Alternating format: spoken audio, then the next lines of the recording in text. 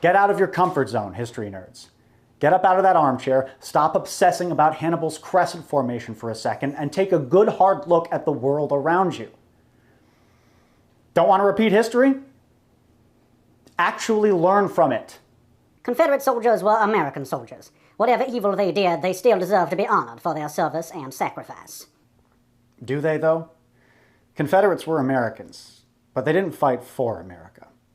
They fought to destroy American democracy. The United States was founded on principles of the Enlightenment.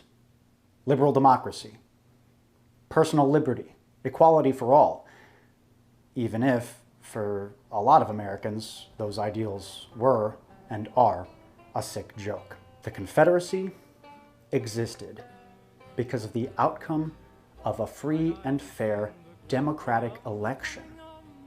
The Confederacy didn't stand for American values. It stood for might makes right.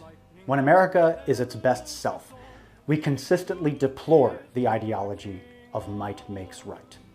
Britain under George III believed that might made right. Imperial Japan believed that might made right. Nazi Germany, Soviet Russia, Al-Qaeda, and the Confederacy. There's a lot to be ashamed of in American history. Slavery, Native American genocide, the Monroe Doctrine, Manifest Destiny, the Mexican War, Vietnam, Iraq, white supremacy, the list goes on. But there's a lot to be proud of, too. A lot of things to celebrate. And the cause of the Union during the Civil War is one of them. There's a reason that this quote is so fucking overused. It's definitely a cliche at this point, but it really does cut to the core of what preserving the Union really meant to these people.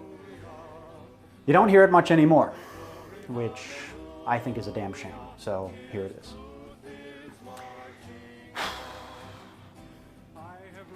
Fourscore and 7 years ago, our fathers brought forth on this continent a new nation, conceived in liberty, and dedicated to the proposition that all men are created equal. Now we are engaged in a great civil war, testing whether that nation, or any nation, so conceived or so dedicated, can long endure. We are met on a great battlefield of that war. We have come to dedicate a portion of that field as a final resting place for those who gave their lives that this nation might live. It is altogether fitting and proper that we should do this, but in a larger sense, we cannot dedicate, we cannot consecrate, we cannot hallow this ground. Those brave men, living and dead, who struggled here have consecrated it, far above our poor power to add or detract. The world will little note, nor long remember what we say here, but it can never forget what they did here. It is for us, the living, rather, to be here dedicated to the unfinished work which they who fought here have thus far so nobly advanced.